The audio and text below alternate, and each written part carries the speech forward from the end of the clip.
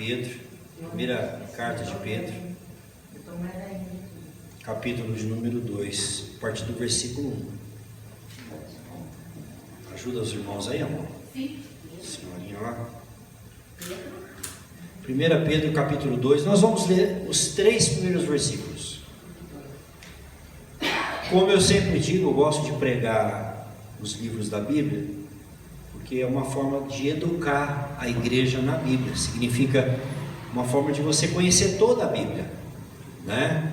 Eu conheço pregadores, né, pastores que eles já pregaram a Bíblia toda com a igreja, livro por livro, todos os livros da Bíblia. Então a igreja, com o passar do tempo, ela passa a conhecer toda a palavra de Deus.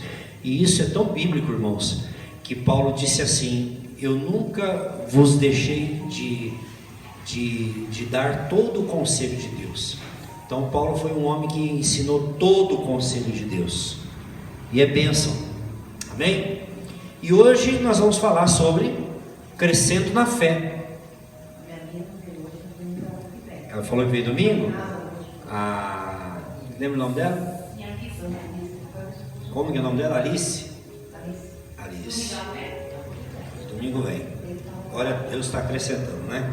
Nós vamos visitar um casal agora também depois do culto. Então Deus vai cooperando e nós vamos cooperando com o Senhor também.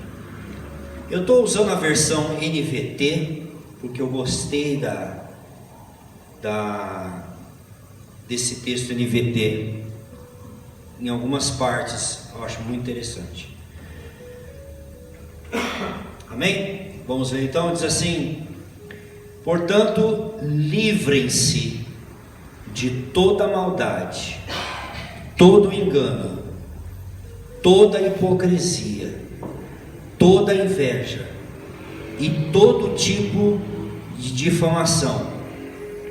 Como bebês recém-nascidos, desejai ou desejem intensamente o puro leite espiritual, para que por meio dele cresçam e experimentem plenamente a salvação, agora que provaram a bondade do Senhor. Que lindo texto, né? Então vamos orar. Pai, eu quero pedir sobre essa palavra que o Senhor venha nos instruir na verdade, que o Senhor venha acrescentar aquilo que nós precisamos. Abra o nosso entendimento, nosso coração, que a Tua palavra possa cair num solo produtivo, e que nós venhamos dar fruto 100, 60, 30 por 1, Pai. Nós te pedimos assim em nome de Jesus. Amém e amém.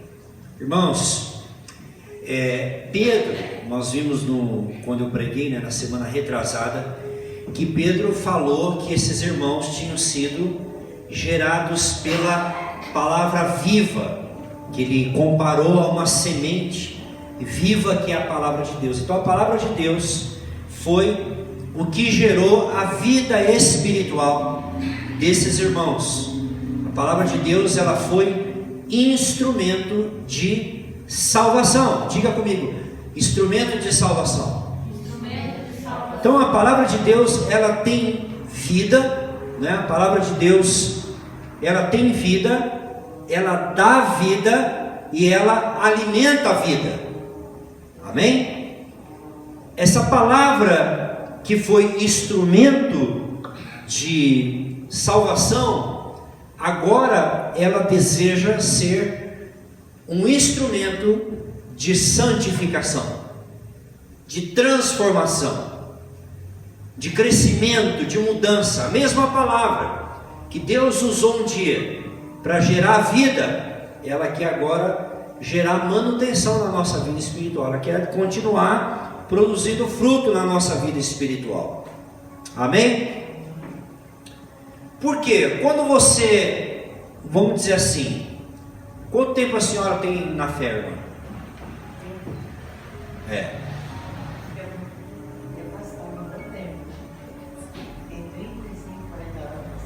Ficou 30 anos afastado do Evangelho. Aí voltou. 40. Tirou umas férias legal, hein, irmã? Ficou bem afastadinho. E não tinha compromisso. Mas que você está firme no Senhor. Quantos anos? 20 anos. 25 anos. A senhora quanto tempo tem no Evangelho? 10 anos. Você? A vida toda? Vida toda. Vida toda dentro da igreja, ouvindo a palavra, participando da escola dominical. É isso? Tá, mas fala aí por cima. A vida toda. Quanto tempo você tem de vida? 27 anos. Você? 27 anos também.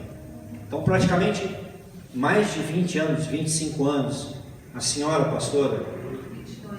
22 anos. Eu já quase 30 anos. Acho que já deu 30 anos no Evangelho. Já deu mais de 30. Não vamos pular essa parte. Então olha que interessante. Quando você é um crente novo na fé, Deus vai te dar um alimento básico. Deus vai nutrir a sua fé de forma básica, né? De forma que a gente chama de leitinho do Evangelho. Mas à medida que você vai crescendo, aliás, existem 3 estágios espirituais na vida cristã. Quem sabe os 3 estágios? Nós vamos, talvez depois do Evangelho de João, seja o livro que nós vamos estudar. A carta, a primeira epístola de João. As 3 epístolas de João, talvez a gente comece a estudar depois do Evangelho. Ih, mas tem chão, hein? Nós estamos no... Vamos começar o capítulo 3 ainda, né? A palavra de Deus é maravilhosa. Mas João, na carta dele, identifica 3 grupos de crentes: meninos, jovens e pais. Então talvez você seja menino, a irmã está mais ou menos aí mais ou menos menina, pela fase, tá? Que tem crente retardado, tem crente que está 50 anos na igreja e não aprendeu nada, é um retardado na fé, né? Tá com sérios problemas espirituais. Você tem meninos, você tem jovens e você tem o que eles chamam de pais, que já são maduros espirituais. O que Deus espera? Deus espera que você, que eu, tenhamos um crescimento natural, um desenvolvimento na vida espiritual. Foi o que eu falei. A palavra de Deus tem vida, a palavra de Deus dá vida e a palavra de Deus alimenta a vida. Então ele vai dizer filhinhos, né? Falando com os filhinhos na fé. Depois ele vai falar: jovens, vocês são fortes e já venceste o maligno. Pais. Então ele está considerando esses 3 grupos espirituais. Então você e eu, nós nos enquadramos em alguma dessas categorias. Por que eu estou falando isso? Porque Deus anela, Deus deseja que nós cresçamos na graça e no conhecimento. Não podemos ser retardados espiritualmente a vida toda, né? Um pouquinho ainda vai, mas a vida toda não. Tem que chegar um momento que a gente tem que crescer espiritualmente. Você já conversou com uma pessoa que a idade cronológica dela é diferente do desenvolvimento, ou do compromisso, ou das responsabilidades, né? Tem pessoas que são bem jovens, mas são muito responsáveis. Tem pessoa que tem 70 anos, 60 anos, que ainda tem atitudes de criança. Então nós temos que amadurecer na fé. Paulo disse: quando eu era menino, pensava como menino, falava como menino, me comportava como menino. Agora que sou adulto, deixei as coisas de menino e agora estou agindo como um homem na fé. Amém? Nós vimos no capítulo 1 que essa vida que nós temos agora, ela é imperecível. Nossa vida em Cristo é uma vida imperecível. E nós estamos guardados pelo poder de Deus, né? E embora essa vida seja imperecível que está em nós, Deus deseja, Deus exige que nós cresçamos na fé e na vida espiritual. Eu vi uma frase essa semana que eu quero ler para você. O autor dizia o seguinte: nossa vontade pecaminosa, caída, autocentrada, vai continuar controlando nossas vidas se nós permitirmos. Eu vou ler de novo. Ele diz: nossa vontade pecaminosa, caída, autocentrada, quer dizer, egoísta, vai continuar controlando nossas vidas se nós permitirmos. Em outras palavras, você aceitou Jesus, mas ele não colocou um chip em você e falou Ctrl Alt Del, apaga tudo e agora você é um crente novinho, tudo novo, agora você não vai mais pecar, que agora está tudo na sua vida novinho. Não. Nós precisamos agora, que aceitamos a Jesus, começar a colocar um padrão de Deus, pensamentos novos na nossa vida. Nós precisamos começar a crescer espiritualmente, porque isso não é automático. A criança precisa ir na escola, não tem? Ela não tem que ir na escola para aprender, aí você vai aprendendo. O conhecimento não é em camadas, não leva tempo. O desenvolvimento físico, tudo demanda tempo. Tudo demanda tempo na nossa vida. E como o autor aqui falou dessa frase, se nós não tomarmos uma posição em relação ao Evangelho, a gente vai ser cristão medíocre a vida toda. A gente vai ficar 10, 20, 30, 40 anos ainda tropeçando nas mesmas coisas. E está cheio de gente assim na igreja, que cresceu cronologicamente, tem 20 anos, 15 anos, 10 anos, 30 anos, 40 anos dentro do Evangelho, mas ainda são meninos. Sim ou não? Hebreus capítulo 5 vai falar: vocês pelo tempo, era para vocês serem mestres, mas eu estou tendo que ainda tratar vocês como criança. Vocês estão num retardamento espiritual, porque eles não estavam absorvendo a palavra e praticando a palavra. Como é que a gente cresce na fé? Essa é a pergunta. Pastor, como é que a gente cresce na fé? Esse assunto é vasto, a gente poderia ficar aqui a noite inteira falando sobre sinais de um crescimento espiritual, como crescer na fé. Mas eu quero, já que a gente está fazendo uma pregação aqui expositiva, a gente está explicando o livro de Pedro, vamos ver o que Pedro falou aqui. Então vamos ver o livro de Pedro.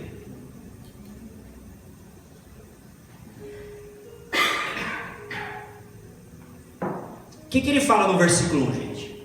No capítulo 2. Portanto, livrem-se, ou deixando, ou deixem, não sei qual é a versão que você está usando. Se for Almeida, ele diz deixe, né? Deixando. A Bíblia da irmã está deixando. Como é que está a sua Bíblia?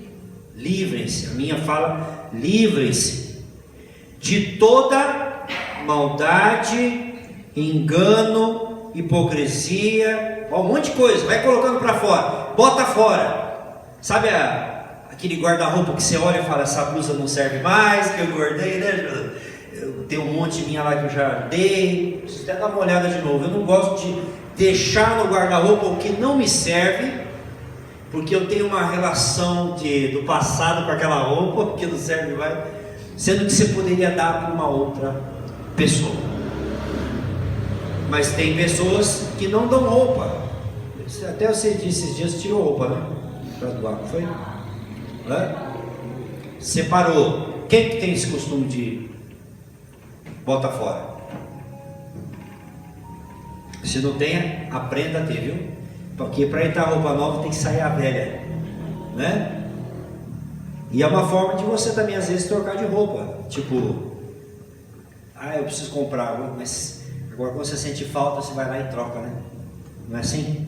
Então a gente tem que ter um bota fora na nossa vida.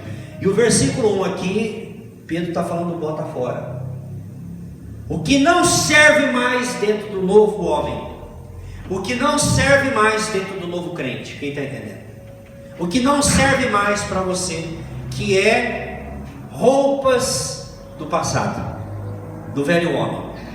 Ele listou aqui 5 coisas: maldade, engano, hipocrisia, inveja e todo tipo de difamação. A sua Bíblia deve estar murmurações, por isso que eu procurei essa versão aqui. Maldicências, maledicência, essa é a melhor palavra, maledicência. A minha está difamação, e a gente vai comentar sobre isso, ok? Agora vamos focar nesse verbo. A minha mulher fala que eu fico explicando a vírgula e o ponto antes da vírgula, mas é assim que a gente vai aprofundando na Bíblia. Como eu falei aqui, não tem ninguém mais bebezinho na fé, então está na hora de você começar a receber um pouco mais de alimento sólido. Podemos? Vamos? Anote. Então, o primeiro sinal de um crente maduro: ele traz Bíblia, caderno para a igreja e anota a palavra. Então, se você quer crescer espiritualmente, comece a anotar a pregação, grifar, anotar no papel. É sinal que você está. Porque depois você esquece. Você sai daqui e você esqueceu do que o pastor falou. Aí você só vai lembrar assim: não, a palavra foi uma bênção. Não lembro o que o pastor falou, mas foi uma bênção. Né? Então, comece a anotar. Grifa aí na sua Bíblia a palavra deixando, ou como está na minha, livrem-se. Por que eu estou falando isso? Porque essa palavra ela é importante na compreensão do que Pedro vai falar, ok? Deixando, essa ideia do texto original, da ideia de você dispensar, de você jogar fora, você descartar. Essa seria exatamente a palavra que Pedro usa no original. Descartar algo indesejável. Às vezes minha mulher, agora nós vamos fazer compra, né? Todo começo do mês a gente faz compra e o pessoal organiza a despensa. E sabe o que acontece? Sempre na hora que está lá organizando, sempre encontra alguma coisa vencida, ou um pão que está na hora de jogar fora, ou ficou ali abandonado. Sempre fica alguma coisa que você olha e fala: isso aqui não serve mais para nada, isso aqui já está. Eu mesmo que mexi lá esses dias, achei uns 4, 5 fatias de pão. Pão puma estava lá no canto escondido. Ninguém tem olho de águia, né? Estava lá no canto escondido, que já estava vencido, embolorado. O que eu tenho que fazer? Eu tenho que deixar lá? O que eu tenho que fazer, irmãos? Jogar fora, porque aquilo está fora da validade, não serve mais para a minha vida. Então aqui ele está dizendo: para que entre coisas novas de Deus na sua vida, você precisa tirar o velho. Ele não está falando de salvação, ele está falando de transformação, ele está falando de santificação, ele está falando de crescimento. Deus está dizendo: tira as coisas velhas da sua vida, para que o Espírito Santo possa começar a introduzir coisas novas. Comece a entrar no guarda-roupa da sua alma, da sua consciência, e comece a dizer: isso aqui é do velho homem, isso aqui não me pertence mais, isso aqui já não é mais, não cabe mais na vida que eu tenho com Cristo, porque agora estou introduzindo coisas novas, ok? Aqui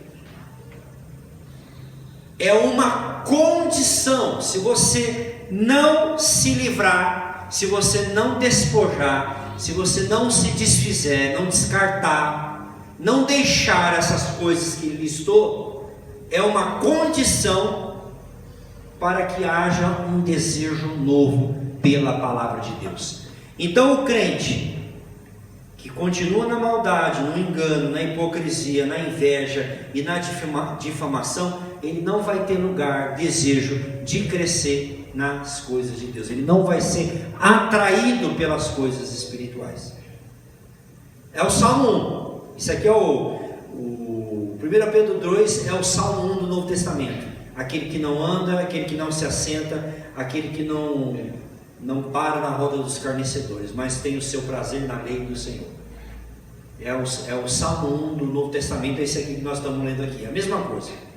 Quer dizer, para eu ter prazer na lei do Senhor, eu não posso andar com ímpio, eu não tenho que pensar como ímpio, eu não tenho que me assentar na roda dos escarnecedores. Então, aí o meu desejo vai ser numa outra direção.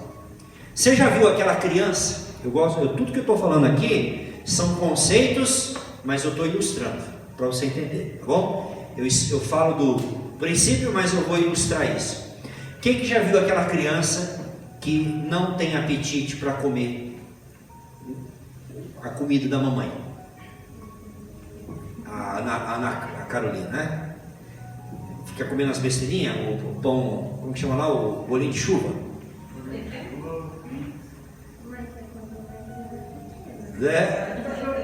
Quando você é pequeno, se você perguntar para uma criança, você quer uma barra de chocolate ou um prato de arroz e feijão com brócolis? Ele vai querer o doce, né? E minha mãe me ensinou desde pequeno, na simplicidade dela, que primeiro vem o salgado, depois a recompensa. Não, pode guardar. Não, esse leite agora não é hora de leite com chocolate, agora é hora de comida. E isso eu trago para a minha vida adulta. Se eu comer qualquer doce, minha mulher está aqui, ela sabe que eu não minto. Se eu comer qualquer doce, alguns minutos antes da refeição, esquece, eu não vou conseguir mais comer. Estraga. Eu não consigo jantar nem almoçar. Ok?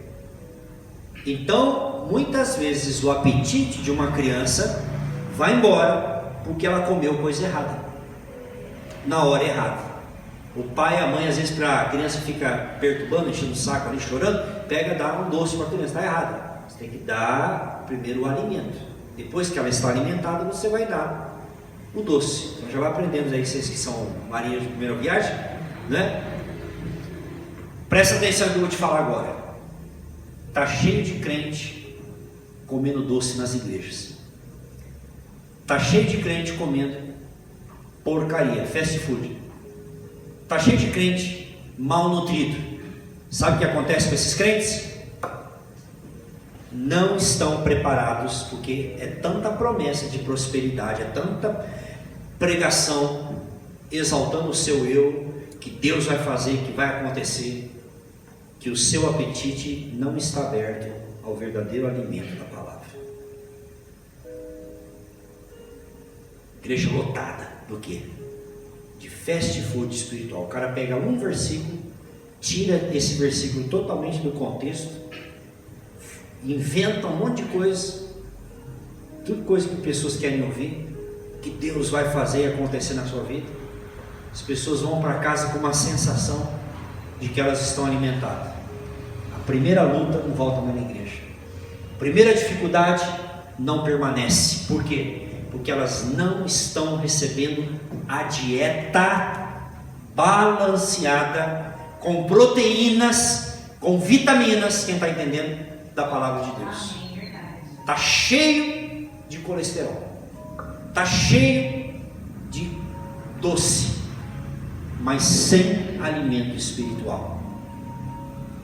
E aqui na nossa igreja, vocês percebem que a gente não repete pregação aqui?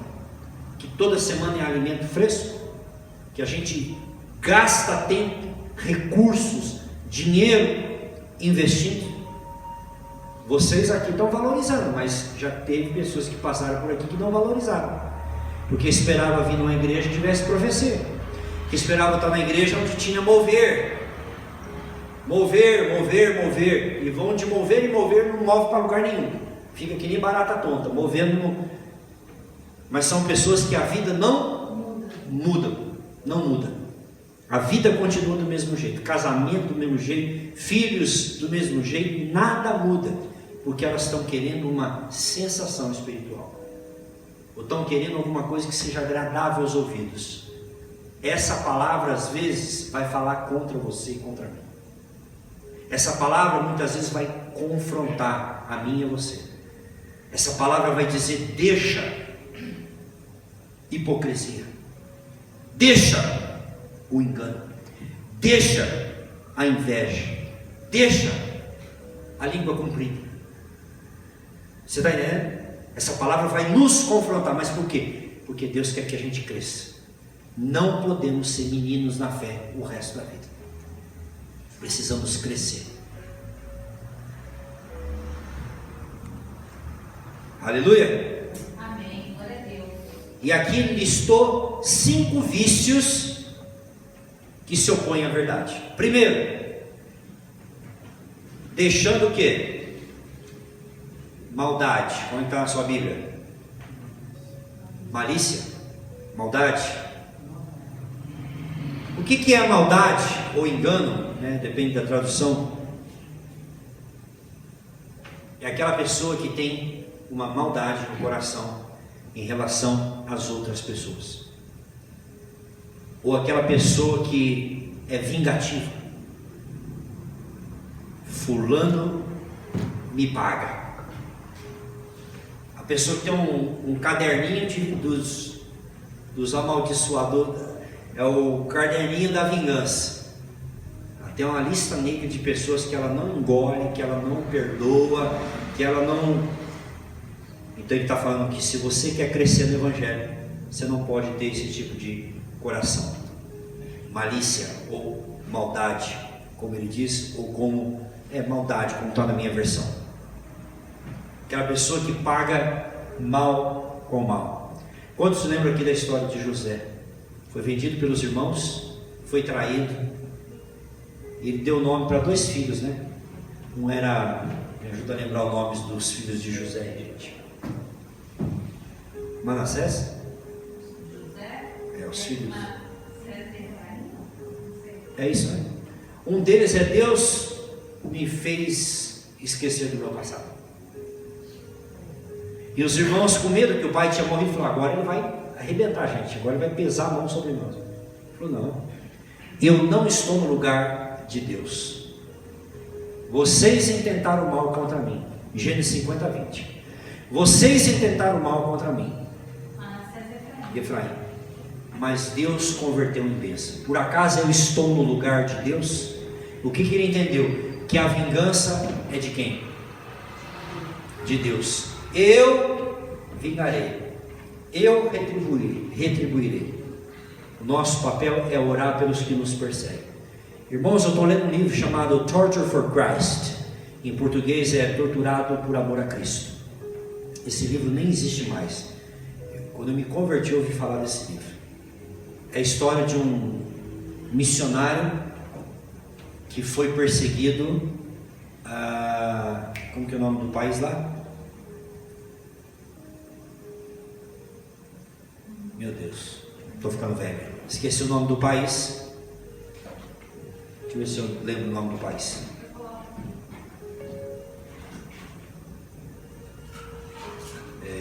Torturado. Eu não vou lembrar o nome dele. Tá. Ele foi torturado num país que se converteu ao comunismo. Irmãos, ele apanhou muito. A metade do livro é só testemunho de pessoas. Só para você ter uma ideia. Um dos presos era cristão. Os comunistas pegaram o filho dele, levaram na frente da prisão, falou: denuncia onde é que estão os outros cristãos. E espancaram o filho dele, Romênia. Espancaram o filho dele até a morte, na frente dele. E o filho dizia: não nega Jesus, pai. Não fala onde outros irmãos estão, senão você vai ser um traidor. E ele conta, esse irmão, ele pregava sentado. Ele falou: vocês me perdoem pregar sentado. Hoje é comum nos Estados Unidos pregar sentado. Me perdoem, porque eu sinto muitas dores nas pernas. E me perdoe, eu acho que vocês nunca viram um pregador pregar descalço. Ele pregava de meio, porque ele disse que ficava 3, 4 dias dentro de uma caixa cheia de prego, que ele não podia deitar. Você imagina a dor que ele sentia na perna de ficar 3, 4 dias em pé, sem se mexer. Uma das torturas, eles colocavam a pessoa dentro do gelo. Quando a pessoa estava dando sinal de morte, o médico mandava tirar e aquecia a pessoa. Depois colocava. O livro inteiro é só sobre tortura. E sabe o que ele falava? que Deus colocou o amor dele no coração dele por todos aqueles inimigos dele. O cara, isso é ser cristão. Torturado por amor a Cristo. Tem vídeos dele. Depois eu posso mandar um link para os irmãos, me lembrem. Então, é isso. É nunca se vingar. É amar os que nos perseguem. Né? É dar a outra face. Às vezes dá uma raiva, não dá? Uma pessoa fala uma coisa na sua cara que te desagrada, que te ofende, que te magoa. Jesus fala: perdoa. Perdoa essas pessoas. Perdoa a ignorância. Lembra que eu te perdoei também. Não leva, como diz minha filha, não leva isso para o coração. Mostre a outra face. Não é fácil, mas é possível. Amém? O segundo pecado que ele fala para a gente abrir mão é hipocrisia. O que é hipocrisia, irmãos? É enganar e iludir com propósito de tirar vantagem também. Então o hipócrita aqui que ele está dizendo é aquela pessoa que esconde realmente qual realmente é a intenção do coração dela. Quem que já se relacionou com pessoa assim? Que a pessoa falava que era sua amiga, não sei o que, aí virou as costas e falou mal de você, ou tirou vantagem de você. Essa é uma pessoa hipócrita, que ela simula. A palavra hipócrita tem a ver com teatro. Interessante, né? No Novo Testamento é a mesma palavra que é usada para um teatro. Sabe, um personagem que a pessoa encarna? Artista assim, não é? Ele faz um filme aqui, ele é um personagem. Daqui a pouco ele faz um outro filme, ele é uma outra pessoa totalmente diferente daquele, né? O filme é uma coisa de doido, né, gente? Não sei se vocês gostam, eu gosto muito de filme. Faz tempo que eu não assisto, mas eu gosto de um bom filme. E é interessante, porque o mesmo ator, ele é capaz de encarnar papéis diferentes, não é assim? Então ele disse para a gente não ser artista, para a gente não fingir o que a gente não é. Esse é um outro pecado que a gente tem que se desvencilhar. Terceiro, ele vai falar que nós não devemos agir com inveja ou fingimento, né? Exatamente, o hipócrita e esse outro pecado é muito parecido, porque justamente aparentar o que de fato não é. Então a gente tem que evitar o fingimento. Mulher tem essa expressão, né, de chamar uma ou outra amiga, né, já viu? Ô, amiga, meteu uma raiva disso aí. A pessoa fala que eu não sei, mas você chama uma pessoa de amigo, é um negócio muito sério, gente. Para eu falar assim, você é meu amigo, a minha amiga, fica um tal de amiga para lá, amiga para cá. É um costume que as mulheres têm, né? Eu vou mudar isso nas pessoas, mas eu acho que você chamar uma pessoa de amigo é uma coisa muito séria. Fulano é meu amigo. É sua amiga? Então, isso é amiga. Então, os mexicanos têm essa mania, né? Amigo, é tipo um camarada, né? Mas não é o amigo, na verdade. Eu tenho poucos amigos que são verdadeiros amigos, que você fala, esse é amigo mesmo, né? Que conhece você profundamente, que compartilha tantas coisas com você. Então ele fala aqui de fingimento. Você já viu como que é uma pessoa fingida? Quem consegue aqui normalmente identificar um falciane, uma pessoa fingida? Hã? Uma das características de uma pessoa fingida, ela não olha você nos seus olhos. Ela conversa com você, mas o olho dela nunca...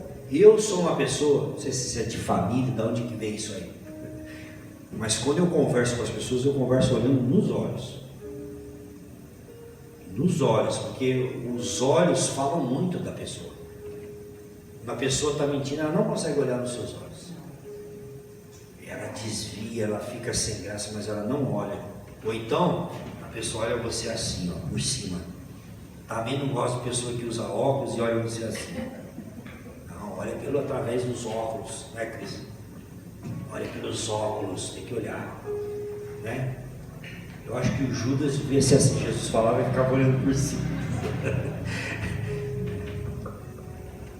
Aqui ele fala então dessa pessoa que aparenta, mas não é, né? Quarto lugar, ele fala da inveja. Quem conhece uma pessoa invejosa? A inveja é a prima legítima da admiração. Todo invejoso, ele, em algum momento ele admira o que você tem, aquilo que você é. Daqui a pouco ele já está querendo o que você tem e querer ser o que você é. Então a gente tem que tomar cuidado com a inveja, né? Não podemos invejar. O invejoso é assim, ele quer cobiçar, ele quer ter o que os outros têm, o admirar, o dom de uma pessoa, né? Ele não se conforma.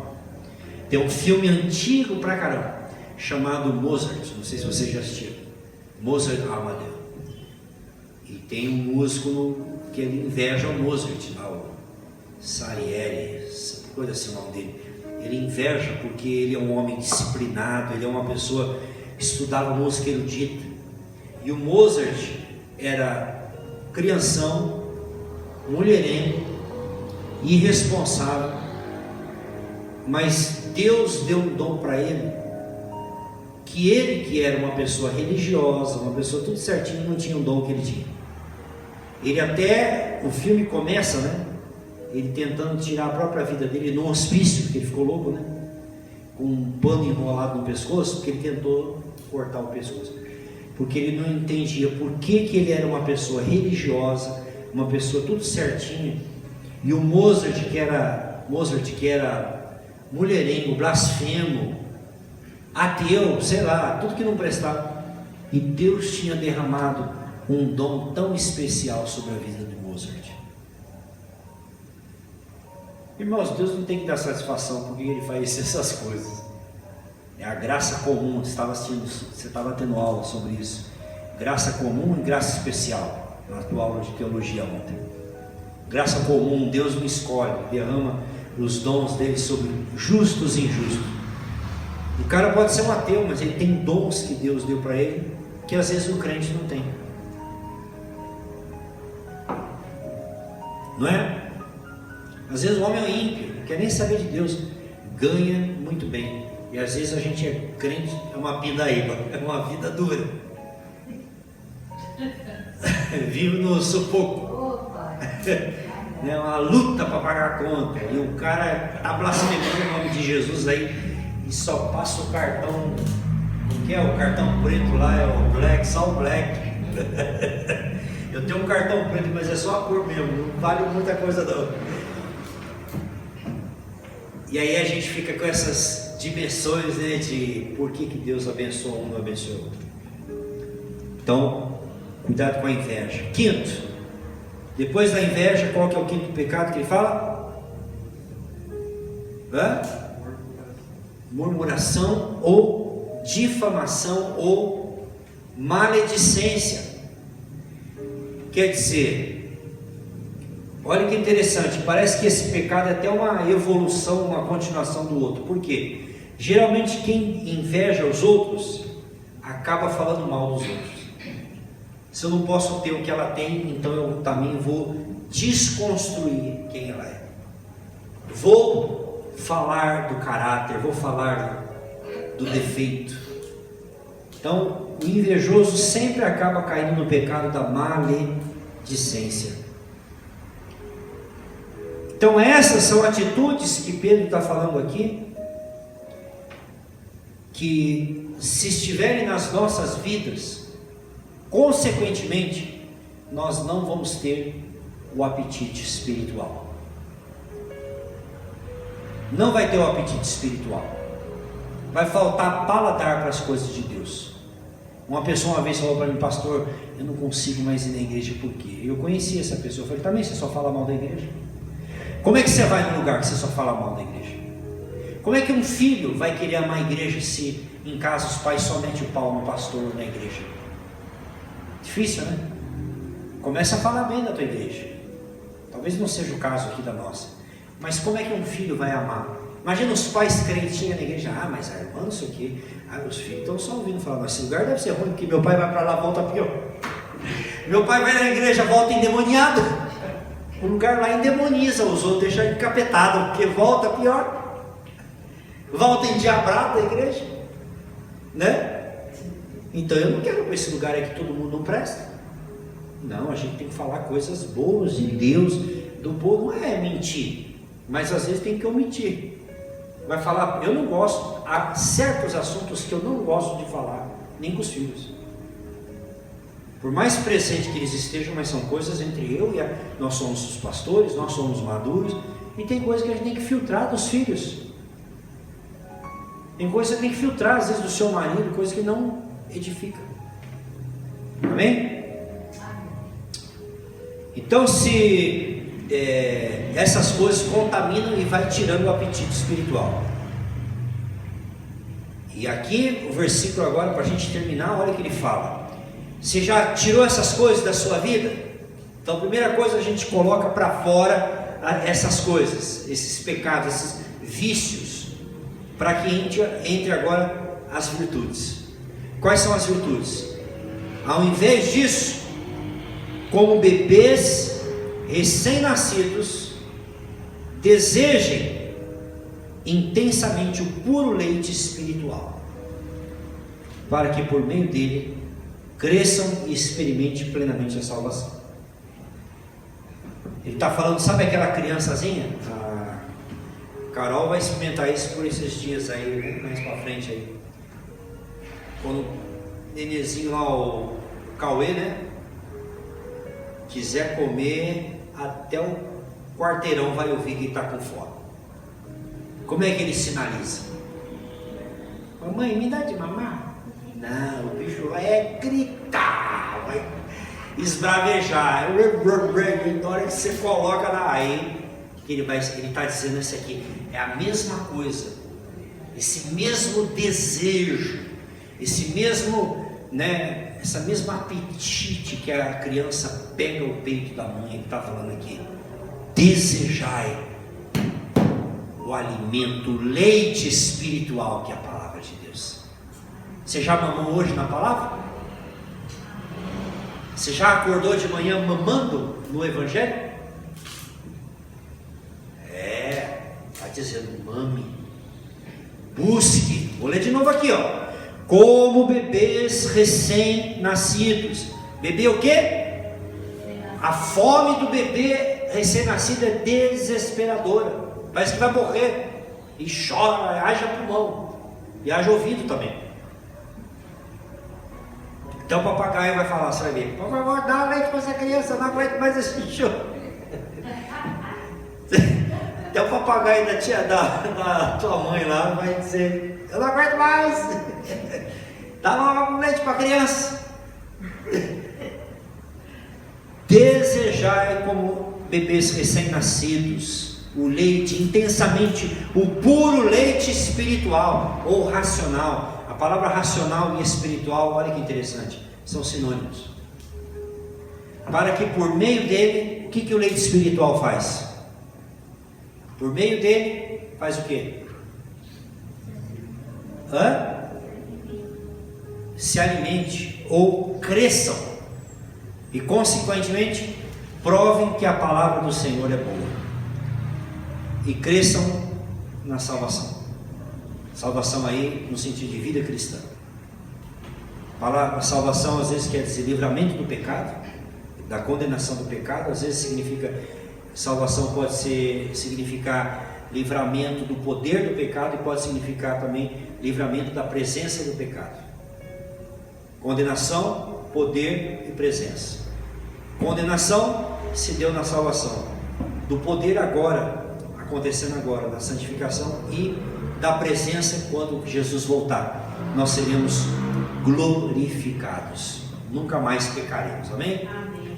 E a minha versão diz plenamente a salvação, agora que provaram da bondade do Senhor. Se é que provaram que o Senhor é bom, né? Você deve ter alguma coisa assim no sentido de que nós já provamos e vamos continuar provando. Então, quanto mais você provar de Deus, mais o que vai acontecer? Você vai querer de Deus.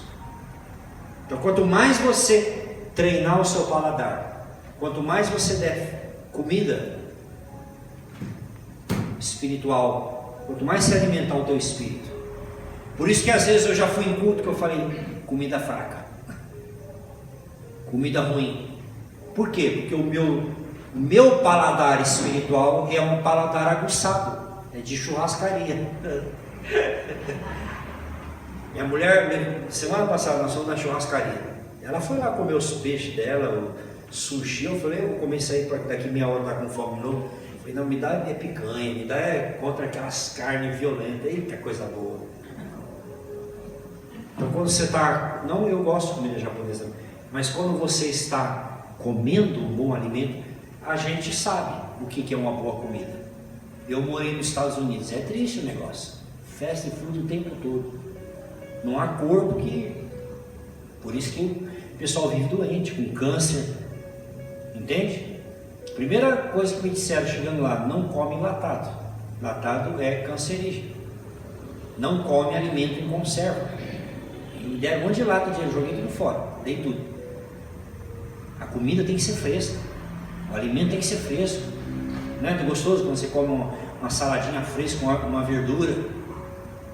Eu amo, minha mulher faz lá um peixinho, às vezes um salmão ou um peixezinho qualquer que seja, um pedaço de carne com os legumes, uma salada. Gente, eu já estou até com fome. Vou acabar o culto agora, em nome de Jesus. Os irmãos podem ir embora. Eu estou com fome. Quem está com fome aqui? Amém. Eu estou com fome. Quando você alimenta o teu espírito com a palavra, ele está dizendo, você vai experimentar que Deus é bom. Você vai ser alimentado, sustentado na tua vida espiritual. Então, dê picanha para o teu espírito, dê carne boa, dê comida boa, dê um franguinho gostoso para o teu espírito. Comece a se alimentar todo dia, chegue diante de Deus e fala, Deus, eu vou para a tua palavra, me alimente, Senhor. E Deus vai te revelar coisas maravilhosas a respeito dele, que vai ser o seu alimento, o seu combustível na semana, né, amor? Glória a Deus. Vamos ficar em pé na presença do Senhor.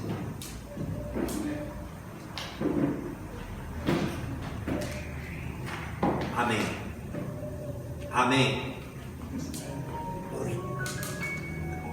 Glória a Deus. Deus é